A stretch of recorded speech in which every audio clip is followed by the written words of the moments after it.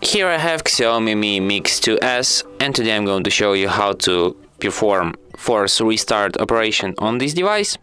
In case if your device is laggy, it just don't respond to your actions, like you're trying to do something but it's just don't react, you click buttons, you try to do anything but you can't do anything about your device.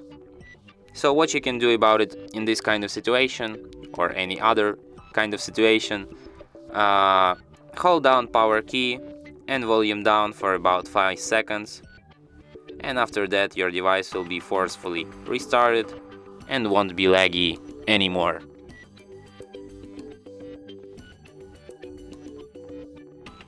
And that's it. Thanks for watching. If you find this tutorial useful, don't forget to hit that like button and subscribe to our channel.